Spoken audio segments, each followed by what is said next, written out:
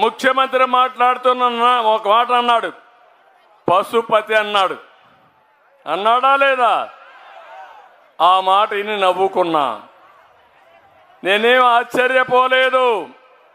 పశుపతి అంటే ప్రపంచాన్ని కాపాడినటువంటి శివుడు.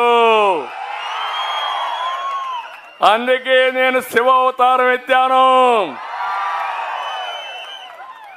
నేను ఆ మాట కూడా అంగీకరిస్తున్నా. ప్రపంచాన్ని రక్షించడానికి ఆ శివుడు విషాన్ని కూడా గొంతులో పెట్టుకొని ప్రపంచాన్ని రక్షించాడు. అవునా కాదా అని మిమ్మల్ని అడుగుతున్నా. నేను కూడా 5 సంవత్సరాలు మీరు చూశారు. ఎన్ని దాడులు, ఎన్ని దోపిడీలు నా మీద మాట్లాడినా, లేకపోతే మిత్రుడు పవన్ కళ్యాణ్ గారిని అడుగడుగున ఇబ్బందులు పెట్టారా లేదా అని మిమ్మల్ని అడుగుతున్నా. భయపడ్డామా మీకోసం? అరెస్టులకు ఏమైనా భయపడి ఇంటికి పారిపోయామా మేము?